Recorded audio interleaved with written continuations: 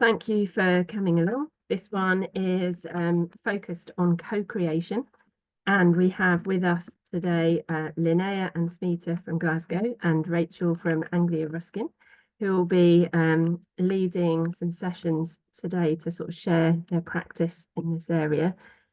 Before we get started, just a couple of things to remind you about. As part of our CPD series, you do get a chance to get a badge. Everybody loves a badge. So anybody who's attending today, if you can fill in the feedback at the end of the session, you will then be able to claim your attendee badge. Facilitators today, you'll be able to claim your facilitator badge, and there is a chance to claim your champion badge. The champion badge is something that we'll talk about next week. If any of you are attending our last session next week, Isabel will be trying to sort of support us in looking at how we can claim that. But it's really for sort of looking at how you can use anything from the CPD series in your own practice. So there is a chance to really sort of hit the heights with the badges. So this is just a bit more information about the champion badge. The idea from the CPD series is to design a learning session or resource using your selection from the active learning ideas presented at any of the 3 events. And the idea is to just produce an artifact or arrange an event as a result of meeting that learning outcome. The artifact can be, but it's not limited to, a blog post, a reflection, a podcast episode, a short video. You could run a workshop for your institution. You could run a workshop for the Active Learning Network. There's all sorts of ways that you can achieve that. But the idea is to actually use something from the CPD in your own practice. That's the sort of the basic aim. So today we have 2 different presentations. The focus is on staff and students co-creating active learning. So we're going to kickstart our session today with Linnea and Smita, who will be talking about the alchemy of student partnership in the co-creation of interactive e-learning resources, striking gold with Genially and Student Genius. Gosh, I can't even speak this morning. And we'll then follow with Rachel, who'll be talking about assessment for learning in action, co-creating session content using Mentimeter.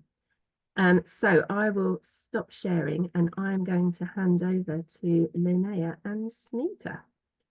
Okay. Okey-dokey. Can you hear us? Yes, okay, Yeah. I can see our slide. Yep. Okay. So thank you so much. Sorry, our camera's over here, but we're looking at our screen over here, so you get to see our profile. So I'm sure you're delighted with that. So thank you so much for inviting us here today. We're so delighted to be here.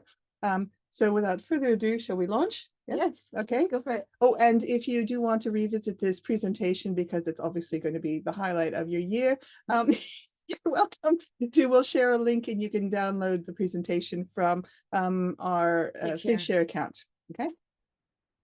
Okay, so just a bit of background to this. We teach in chemistry and we're focused on undergraduate teaching. And through our experience here, we've noticed quite a few areas where our scholarship has started to develop. So really thinking about the transition of our students into higher education and the associated challenges that this brings for them. So the anxiety that also brings, and also the adjustments that they need to make to improve their learning experiences during this. So our team, me and Linnea, have been working together for a good few years and having a blast while doing so. And we also we love working with our students. It's really refreshing perspective that they bring to things. So each year we have maybe 1, 2, 3, or 4 sometimes students who work with us in partnership. And this really brings us a lot of opportunities. Firstly, with the scholarship side of things, in terms of investigating the current student learning experience and understanding the challenges that students are really facing. And then based on this, we can then tailor and create specific resources to help them. So over the past few years, we've developed a few different projects where we've developed, designed, and evaluated new e-learning resources to help support transition and therefore support learning. And we've targeted these at various class environments. We've had a few projects looking at chemistry laboratory learning. And then more recently, we've looked into learning in lectures and how we can support this best.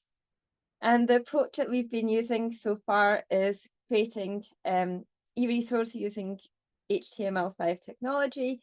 And we want this to be very interactive and student-led, so it's an active learning opportunity for our students who engage. And although our focus is in chemistry, the actual way that we run this and the way that we create things is something that can be applied much more widely for research, for other outreach things, and of course in any discipline.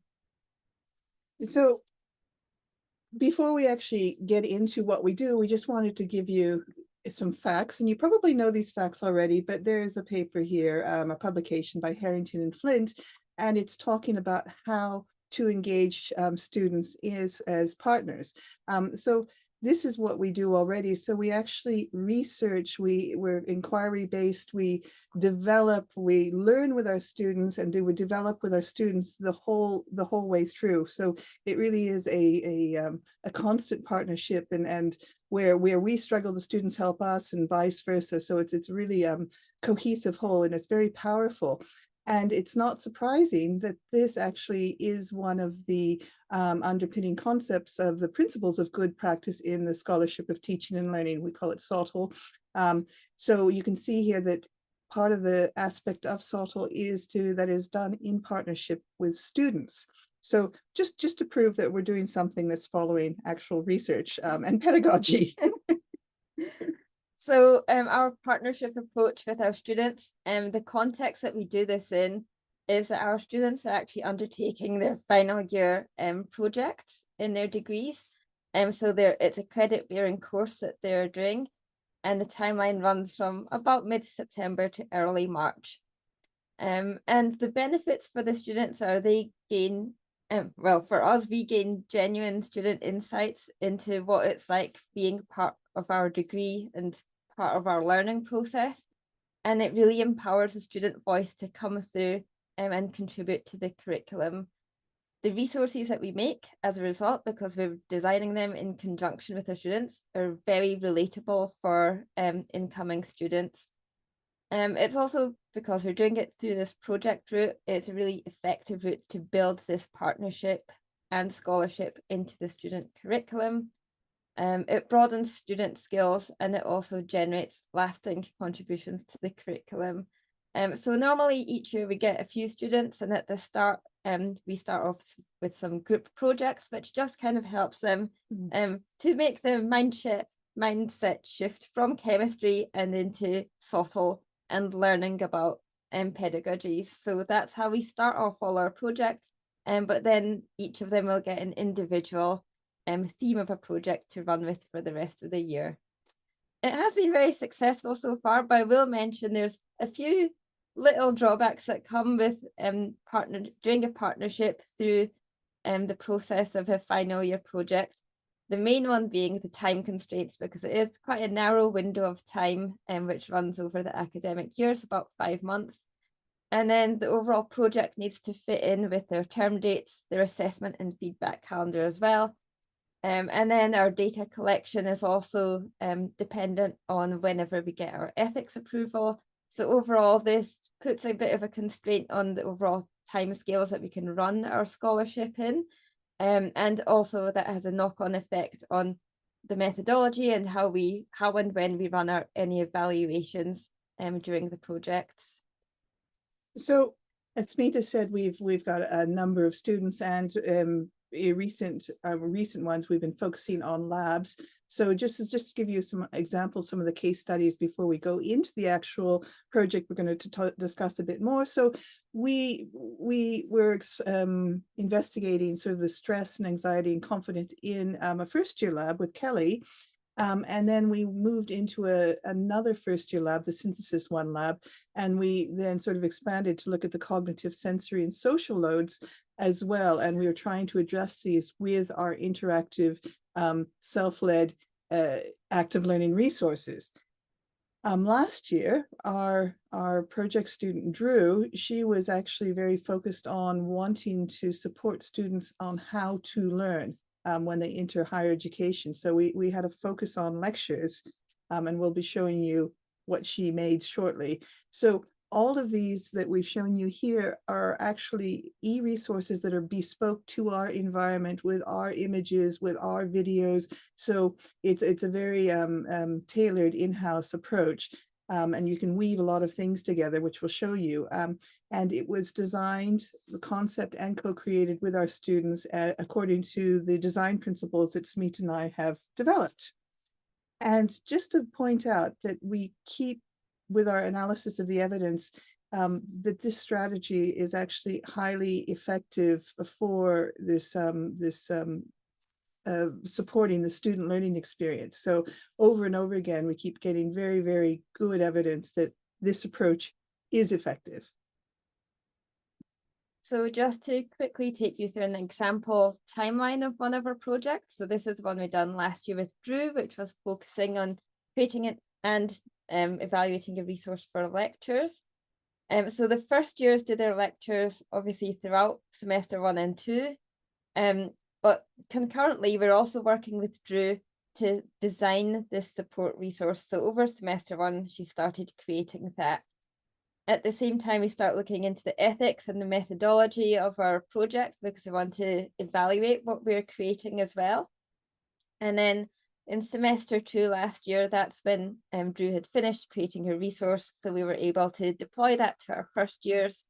And then we could also evaluate it. So we used nominal group theory and a survey as well to evaluate it. And following that, we had a stage where we could evaluate the, analyze the data, and also start disseminating. And Drew also had to, of course, write up her thesis at this point as well. So just to touch on our design principles. So everything we do, we try to be led by pedagogy and bring in our student input. And we're very aware of cognitive load. So we try to build things up, sort of make it simple and easy to engage with, to get to a deeper understanding. Of course, we always want it to be interactive. We don't want this passive experience for the students. And at the same time, in addition to interactive, we want it to be self-led, so people can come in where they want to. They can revisit sections they want to. They can ignore sections they want to, but we want them to have control over this. And of course, anybody that knows Smita and I, we like to have fun, and we want the students to have fun. So we try to build in gamification into this. So overall, this is intended to reduce the cognitive load experience, and thereby reducing the stress and anxiety of students engaging with new materials that can be a little bit daunting for people. And this then couples with supporting their well-being.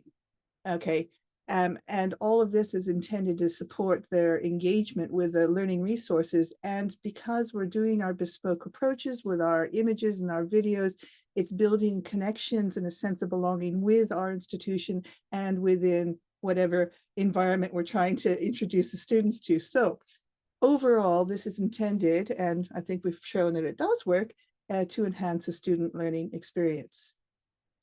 So the way that we actually create these resources, we start off by thinking about the user experience for our students. And of course, anything we design, we want it to be easy to use and intuitive to navigate. It has to be visually appealing, because what's the point otherwise? As Linnea touched on, it has to be interactive. We want to build in this active learning component and encourage students to engage, and it's got scaffolding. And for us, we also want our lives to be easy as well. So the way that we do this, we want to create things in a way that's easy for us, but also flexible. So in the future, it's easy to adapt the resources if we need to. And we're not multi-millionaires, so we need something which is an affordable option as well.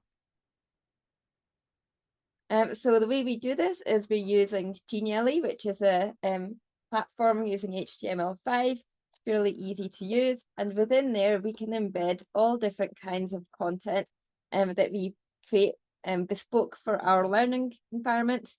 And then this all gets sucked into one place.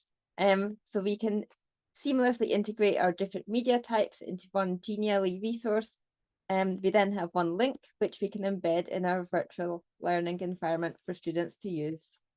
And I just want a big shout out to Natalie Tassler too, who actually, when we were researching what sort of platform to use, suggested Genially. So yes, thanks, Natalie. Thank you. So what we'd like to do is explore the resource that Drew made.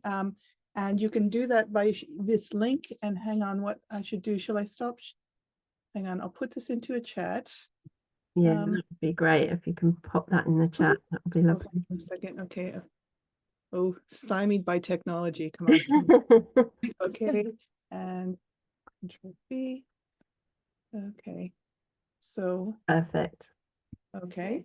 So if you click on that, and we figured what we can do is give you a few minutes to explore that. I mean, I don't know if we want to bring it up as well and talk people through it, or just let you explore yourself. So it's up to you. I think we can, as long as everyone's able to access that, I think we could have a little explore. Oops, here's the link to the Oh. site. Oh yeah. Sorry. Oh, apologies. At least you have the link to the slides now. Yes, exactly. There you go. We Okay. said we'd share it and we have. Is that the right one?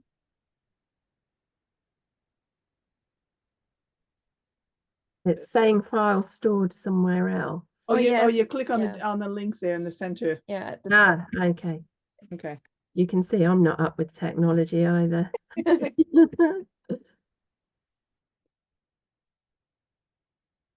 So shall we give you a few minutes to click your way through this so you can get a feel for it? If anyone's having trouble accessing the resource, it should be like a big pink thing that says Understanding Chemistry. Just let us know in the chat and we'll send you another link.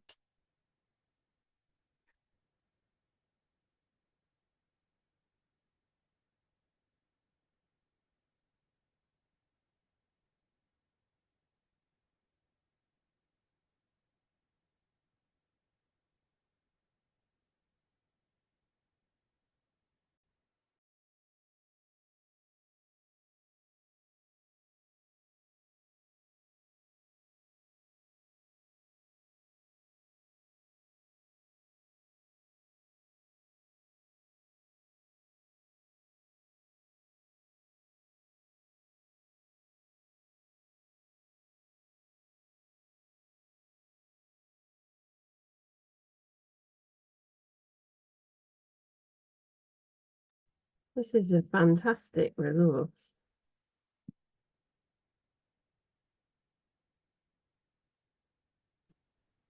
How are we doing for time? We don't know whether we need to hurry people along. We've got We're 20 past, so we need to sort of tie up fairly soon. So we've got some time just for questions. Okay. Okay. So what we'll do is, since you can still look through this on your own, we will go into the activity. Oh, shucks. So just while you're browsing, also just we'd like to hear your thoughts. Just pop some things in the chat. We'd love to know your reflections on this about staff-student partnerships. So can you think of ways to embed subject-based partnerships in your own social practice? Are there any barriers to this that you face, and what the next step would be? So just have a wee free-for-all chat and reflection about anything you want to share there. And also thinking about embedding active learning using Genially. So in case our resource has inspired you, and I should say Drew has done an absolutely fantastic job. So we're really proud of her. She really led a lot of the design and creation on the resource you're looking at. So can you think of any e-learning units you'd like to create using this technology?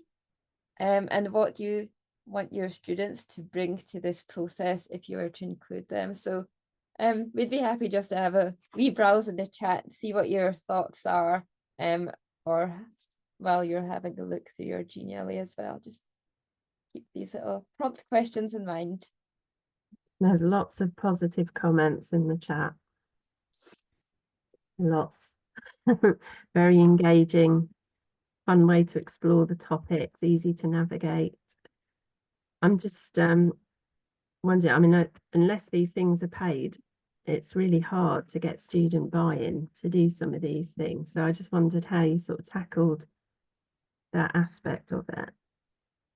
I think with our students, because it's their project, it's their final year project. So this is part of their dissertation.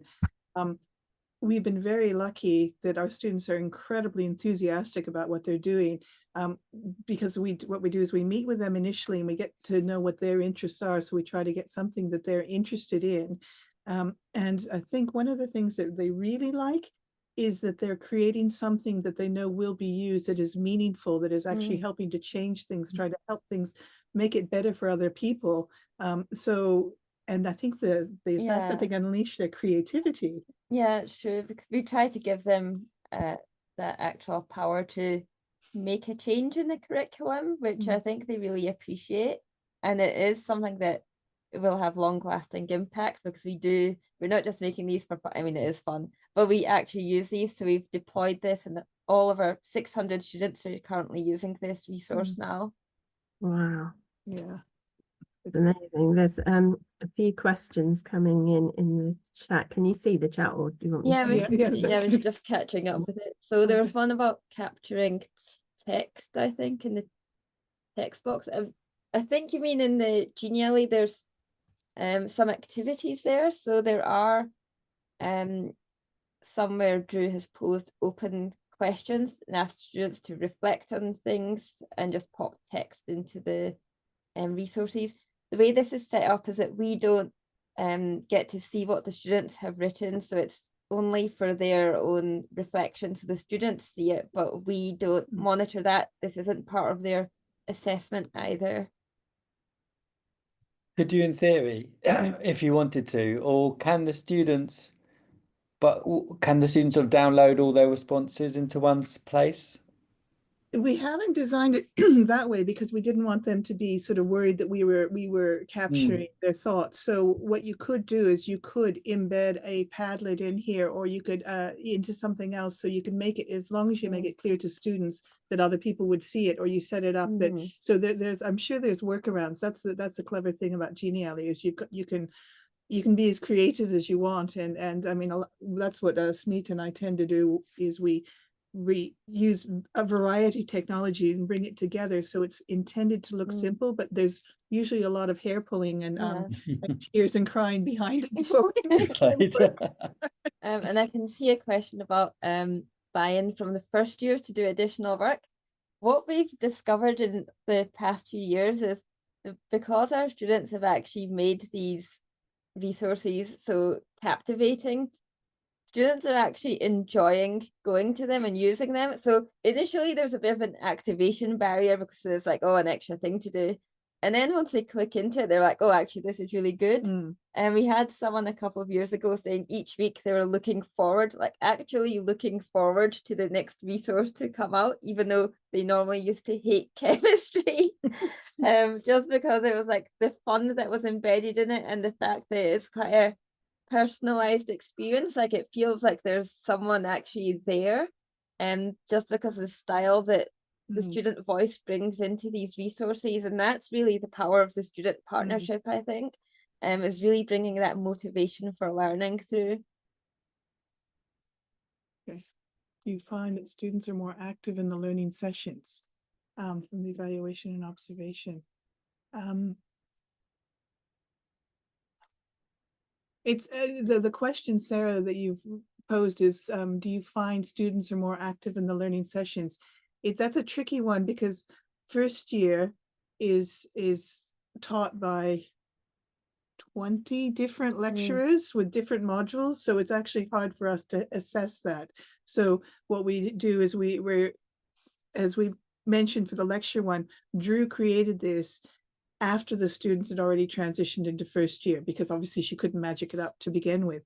But this year we've made it available before term started, and we're going to be evaluating it to see if it did help the transition. Before, it was like people would respond, and we actually asked final year students, and they said, we wish we'd had something like this, because it's such a a change to how to approach and your responsibilities and in the learning process. So I think we're going to find out from that, Sarah, more than actually, are they more active in the learning sessions? Okay. Should we Oh, click the next one just in the yeah, interest of okay, time? yeah. So just Also the quick answer to one of the questions, you can look at the analytics of the usage of these yes, quite easily. and I'll look and give you the statistic on that. So you want to start that? Yeah, so just so you know where we are now. So as we said, Drew made this last year. We've now shared this e-resource with all of our incoming students, all 600 of them. We're continuing their study, so we've got a survey planned for later this semester. We're also taking off with our fresh batch of staff-student partnerships in some other areas. So one of our projects this year going forward will be looking at what influences educators' practice. So really thinking about lecturers and their decisions around their teaching. So we're going to do a case study there, and again, really thinking about the active learning and the barriers for that. And then with our other student this year, we're exploring the transition to higher education, and we'll be looking kind of through a geographical lens and thinking about the urban and rural impacts on this. Okay, and so what we'd like to do is really, before we forget, and of course we wouldn't forget, is to thank the Active Learning Network and Wendy for hosting us and inviting us to do this, and all the other fabulous members of the Active Learning Network, our project students, which we've sort of mentioned here, Drew, Peter, and Kelly, and all of them, and our personal support network of Sarah, Natalie, and Vicky. We love you guys, you're amazing. And this is just a wee image of Drew and Smita and I, and how to contact us. And just to end with Slay Queens. and also to answer the question, I just had a quick look. In the last 7 or 10 days since we've shared Drew's resource, we've had over 480 views of the resource and over 5,500 interactions with it. Oh my. So it does Wow. show that there is some power to this resource, right? Definitely. It's fantastic.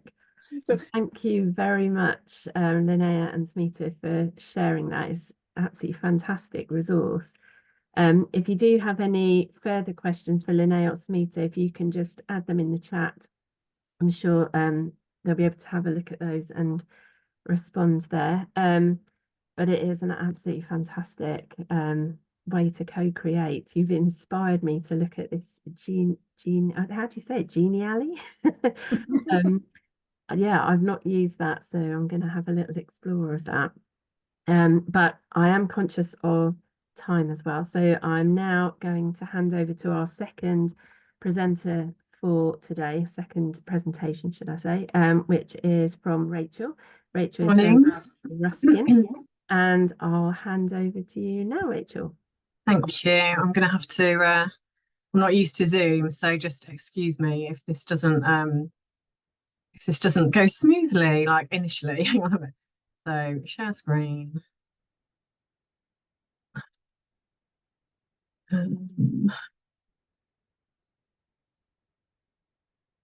Apologies, it was up and ready and now it's disappeared. Hang on a sec. It's always the way with tech. No.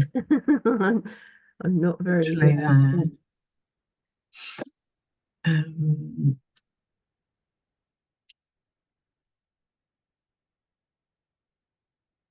Share the screen.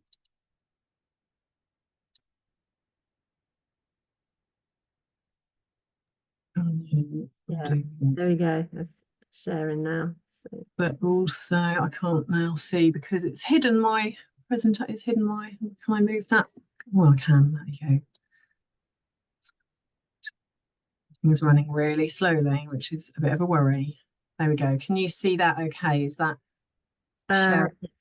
It's showing the next slide as well as the current one. Oh, it's literally sharing, not presenting. Okay. You could click the there's 3 wee dots just underneath your slide there. You can click on that and then you can hide the presenter view. Thank you. That's what I needed. Now I can't see anything. Can you see it at all? It's gone back to the preview slide. Oh, goodness me. Sorry about this, everybody. Like, If it's easier, what you could do is just drag the thumbnails out of the way and the notes out of the way, if that's easier. yeah, let me just stop sharing a second. It's because normally we use Teams and you just click present in Teams and it does it fine. Let me just try one other way, because if I share my second screen, that might work. Is that okay? Can you see that now? Looks good. That's perfect. Okay. It's a bit weird, and if I'm doing like a crazy like bird head, it's because I've got it on the screen there as well. But we'll go with it. Okay. So welcome everybody. Apologies for that slightly fluffy start. Yeah, I'm Rachel Fossey. I'm from ARU, Anglo Ruskin University. I'm the course director for BEd in Primary Education Studies. And I'm going to talk to you this morning about something I did when I was teaching our PGCE students last year, I think. So looking at assessment for learning, but particularly using Mentimeter, which I know lots of you might have used, but you might not have used it quite like this. So we'll see. Right, here's where I can't go on. Here we go. So a little bit of context to start with. So these PGCE, they are trainee teachers, and they are in school most of the time doing their school practice. And I was teaching them online for 1 3-hour session a fortnight. So partly that's where my motivation came to try and do something a bit different, was because I was finding the online teaching a little bit arm's length. And obviously the once a fortnight was a little bit arm's length as well. So they were doing what's called the professional inquiry module. So that was an investigation into aspects of their own practice. So when they're in school, what did they need to develop knowledge of in a particular area to try and improve that aspect of their practice? Excuse me. So the way that we teach this is that it's largely front loaded. So they have quite a lot of information initially through introductory sessions where we explain the notion of professional inquiry, so that it's not research, they're just thinking about their own practice. We help them to identify a potential question, understand how to formulate a plan for their own inquiry, and then obviously they're thinking about how to do some wider reading, some academic reading to pull in that kind of literature review element of it. Once we've kind of front loaded that input, they then work through to a certain extent at their own pace. And this is partly because they're all in different schools, in different contexts, and they might be planning to do some inquiry based on something. So they might want to try a different method of feedback with the pupils that they're teaching. And they've got that planned, and it can't happen for kind of 2 weeks because of their timetable.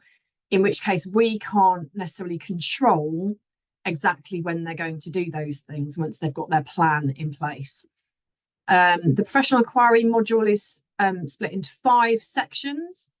So the first section is questions and context, where they kind of start their sort of background thinking to things.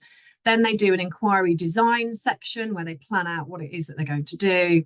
Then they've got their key findings where they can reflect on what happened when they did their inquiry. And then their conclusions and implications for practice, where they're sort of drawing out that key learning. And then there's a final section sort of deliberating on outcomes, where they kind of think about those bigger questions. So that's the professional inquiry module that I was using this method in. And my concern really was about how I was going to ensure that my taught sessions met the needs of the students, bearing in mind this idea that once I'd kind of given them the initial information, I really wasn't sure where they were all going to be at. So this little kind of image at the bottom of this slide is this sea of faces on an online teaching screen, and me just being like, how am I going to know? How am I going to be able to kind of check in with them all in that context? So I was thinking about very much the importance of feedback to aid planning, one of those key aspects of assessment for learning, where you take in where the students are at, and then you plan from there. And I was thinking, how can I do that?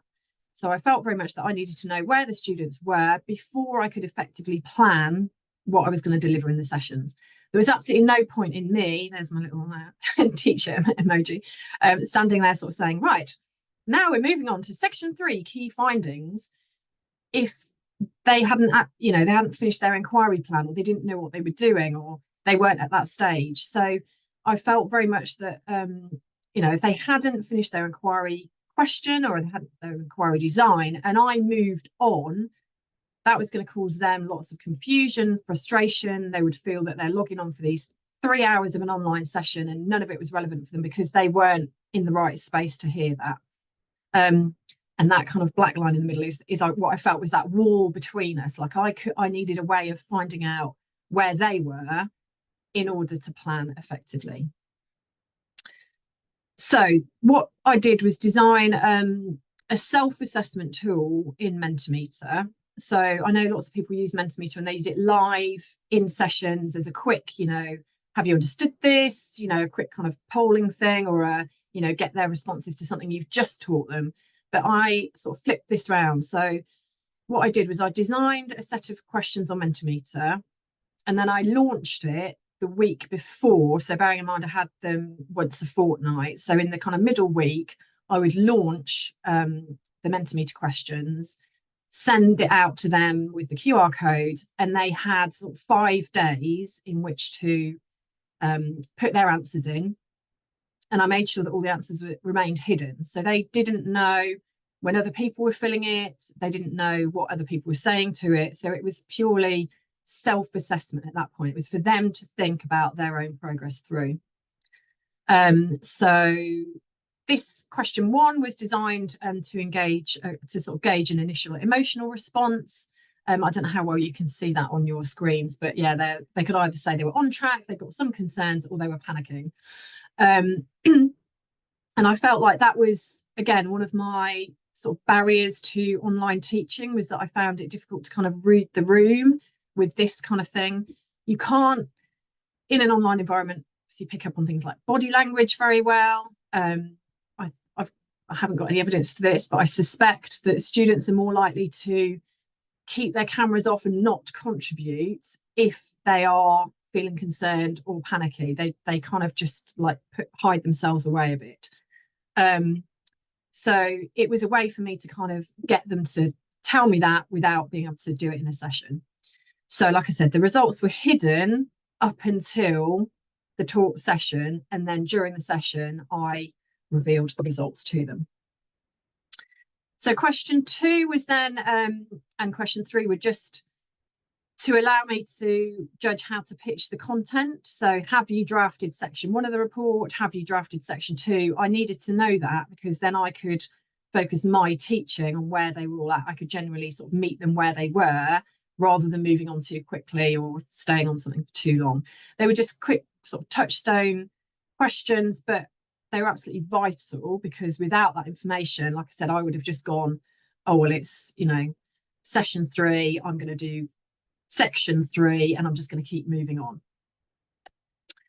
And then, so question 4, again, I don't know how clearly you can read that on there, but I did set this up as a ranked question answer on Mentimeter. So the questions that I asked them there were to rank knowledge of their chosen topic underpinned by reading, knowledge and understanding of the inquiry process, knowledge of reflective practice and how to apply that in the inquiry process, and then knowledge of which learning theories might link to your inquiry focus, and then critical thinking and writing critically.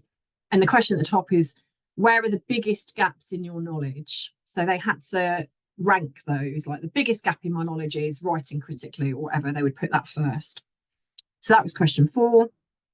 Question 5 was then a scaled answer, and it was just per learning outcome. So the 4 learning outcomes for this module, and they had to just rank confident, not confident for each of those learning outcomes. And again, that was, I felt, a way of me kind of gauging where each of them were with that. And then the final question was kind of open-ended question. What do you need from this week's session? So again, genuinely saying to them, what can I do for you? How can I meet your needs in that? And just a kind of quotation at the bottom there. So using well-designed, low-stakes formative assessment enables teachers and students to make better learning and teaching decisions. And that was absolutely vital for me. I felt like I couldn't make those decisions without knowing this. To set relevant learning goals, evaluate performance, change approaches to learning and teaching, and increase independence through an appreciation of standards and criteria. So it was doing lots of things for me, this self-assessment tool. Yes, they were self-reflecting, but the information that I was getting back enabled me, I felt, to plan and then to teach much more effectively. So the results. So the first question, how are you feeling about your inquiry process? This is the first time that I did it. So I repeated this process several times with them, but the first time I asked them this question, you can see 3 of them were panicking. And that was absolutely vital for me to know that, because had I not known that 3 of my students were panicking, I would have just ploughed on regardless, and they probably would have got more and more panicky, and their ability to then access anything I was saying would have just been on about the window. What I did when I shared this with them in the session was say, oh, I can see that 3 of you are panicking. Does anyone want to share whether that was you now, and if so, what are you concerns, or what are you panicking about? Or even the ones that said they've got some concerns, I said, what are those concerns? They had an opportunity right at the beginning of the session to share that with me and for me to address those there. But I also invited the ones that said they were actually panicking to contact me individually if they didn't want to do it in the session.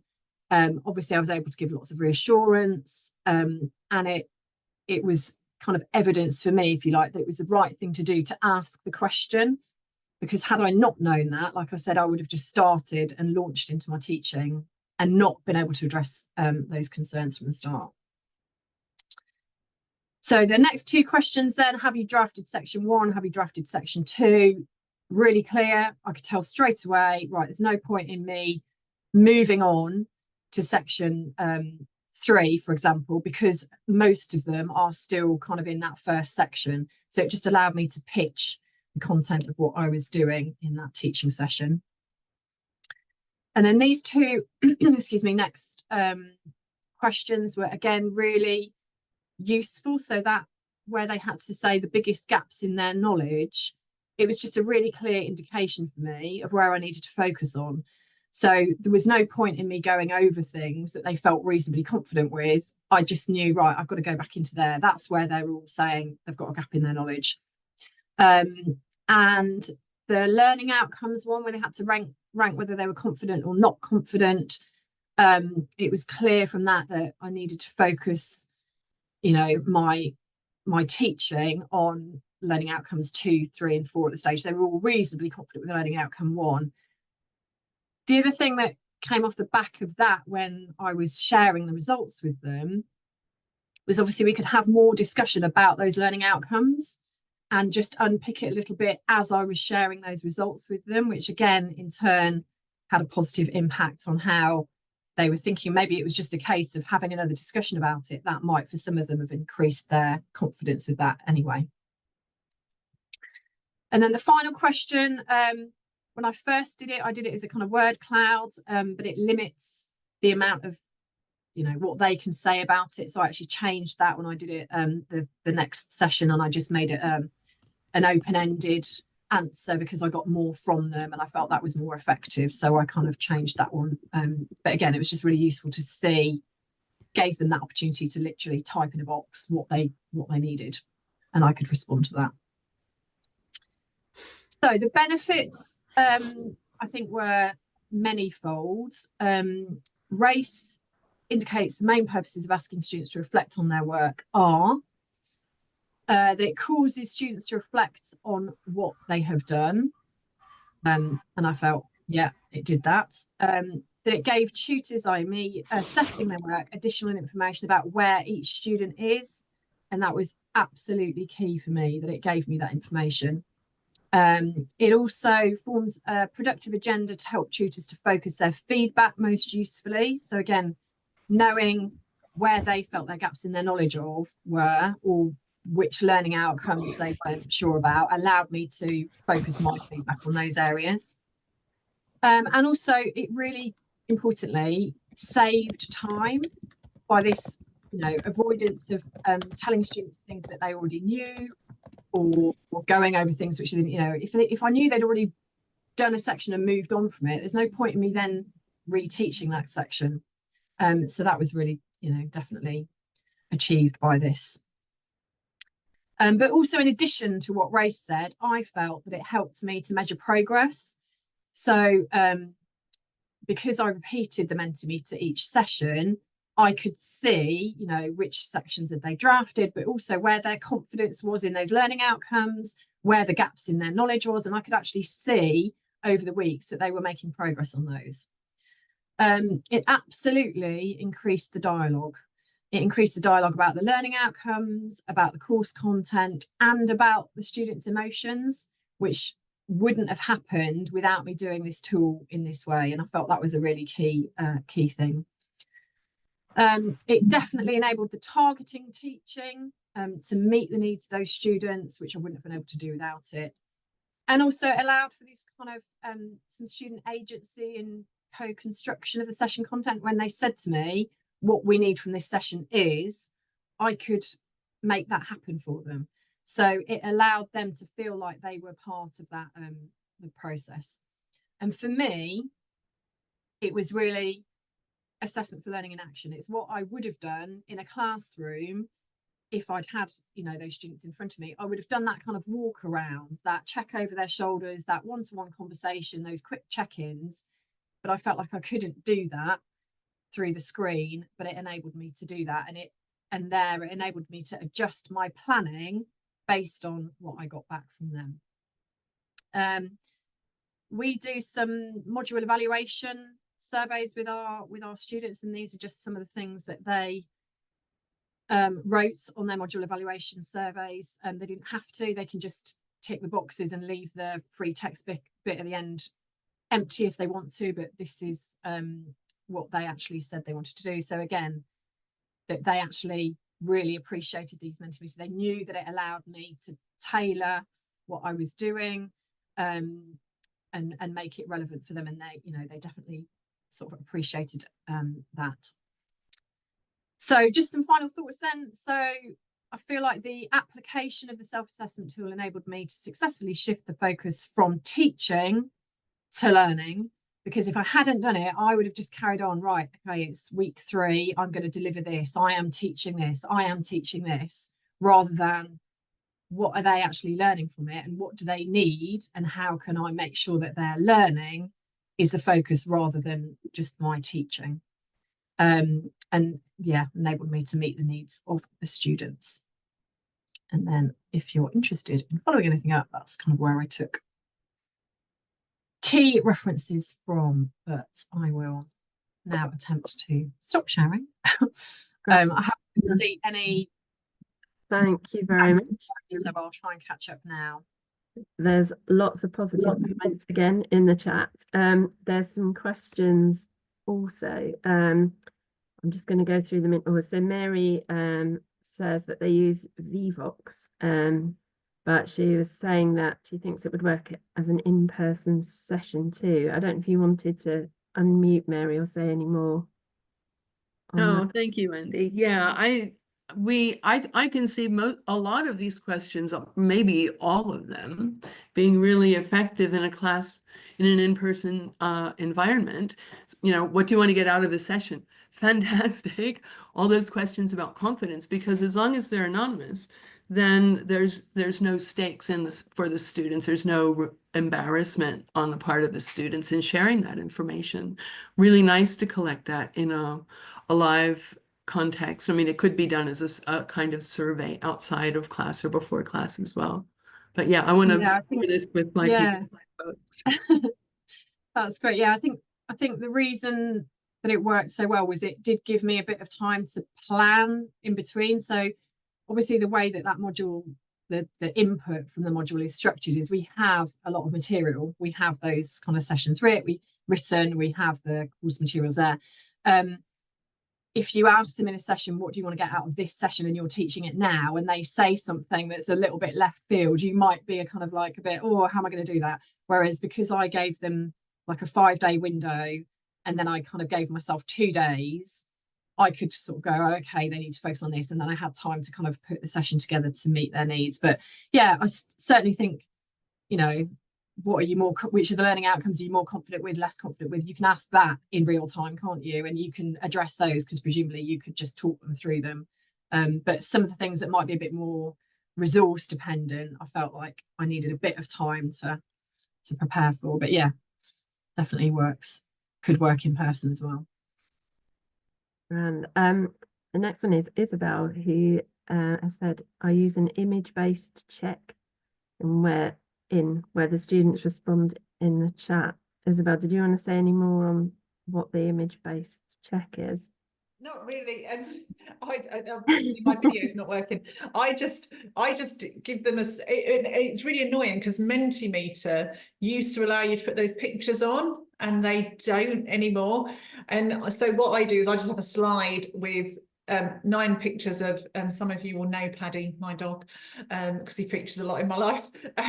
And basically, but I find it's that whole mattering, asking them how they're doing, how they're feeling about the module, that sort of thing. I think I originally thought it was a bit of a gimmick. It's something I stole from Jamie Hayward, for those of you who know my colleague Jamie. And originally I wasn't sure about using it, but it's not just the fact that it's asking them a question, asking them to think. It really makes them feel they matter, and that really changed it for me.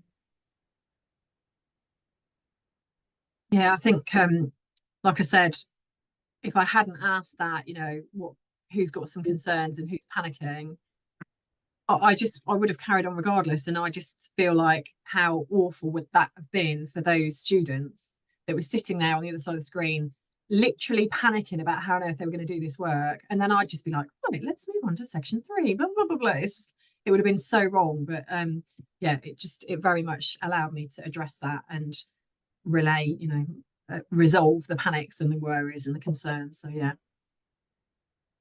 Okay, I've got one more question before we sort of try and round up. But how many of your students responded each week to your tool? Was it all of them? Yeah, so I just answered that in the chat. Yeah, not all, and that's something I would need to think about, you know, for the future. I would say it was around about 70%.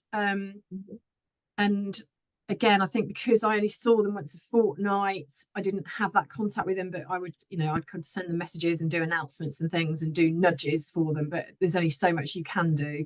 I actually found some of them filled it in right at the beginning of the session as well. So I would sort of say to them, you know, I've given you this, blah, blah, blah.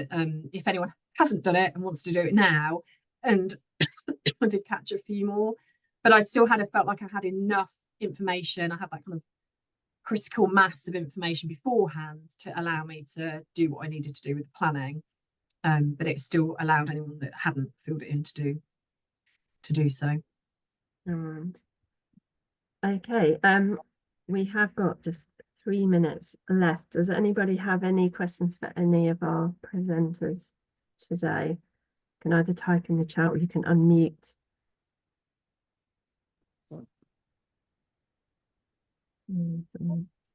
Paolo looks deep in thought there. I am looking at Mentimeter. I'm trying to make a little form here. Yeah. Look at that, going for the champions badge already. Exactly. Yeah. Yeah. Yeah, it does work well. I use it a lot in face-to-face sessions, just those quick, you know, if we're doing something and I get them to do definitions on it. So whatever with, you know, a new terminology, and they have to type in their definition, what they think it is.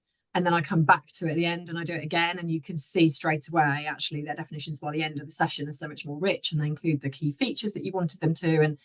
that sort of thing. But yeah, doing it this kind of asynchronously beforehand was something I hadn't tried before, and I definitely would do it again in the same context. I've got a very specific use thing that I'm trying to do at the moment, which is basically a form for curriculum design where people need to make sure when they're designing their curriculum they've considered certain things. And I'm wondering whether Mentimeter might be a tool that I could use or not. I mean, one of the questions I have is whether the responses can be downloaded all together as in one submission rather than sort of accumulated as all the results. Well, so can you see individual Yeah. people's responses? That we mean? Yeah. Or your own individual responses in this case. Yeah. Interesting. I don't know. I know you get when you've done a Mentimeter, you get a kind of update from Mentimeter at the end. It says, here's your results, and you can see them all. Okay. So if they've done one of those in class things, you get the whole thing. That's quite good. But I don't know about that you can track it back to individuals and get individual printouts. I've not seen that. Thank you. Grand. Well, on that note, we are 1 minute away from our hour time limit. Sarah has put a link in the chat for the evaluation. So if you'd like a badge, an attendee badge, please do fill in the evaluation. And yeah, basically Isabel will send you your badge. It does take a little while just to get those done. So just yeah, I'm going to send out some instructions because unfortunately it doesn't automatically send you an email this time round. So you will have to go and log into badges to find your badge, but they will be coming out soon. Paolo, I don't think because Mentimeter is anonymous, I don't think it does allow you to download individual. Okay, interesting. Recipients. So I guess but if yeah, it might be good for themselves if they get a summary of what they've input. But yeah, if it was everybody on a course team doing it, you know, if the course, yeah, it depends exactly what you're using it for. But yeah. Okay, thank you. I better go to my next meeting. Okay, well, thank you very much to all our presenters today. It was a fantastic session, and I'm feeling very inspired. So thank you everyone for coming along today. Just a reminder that we have one more session next week, same time next week on Zoom, and Isabel. Put your creative hats on and maybe bring pen and paper as well as your computer. Intriguing. There's whetting our appetites already. Grand. Thank you, everybody. Hope to see you next week. But thank you very much to our presenters. See you all again very soon, I hope. Thank you so much. Thank you for having us. Great to meet you. Bye. Bye. It's just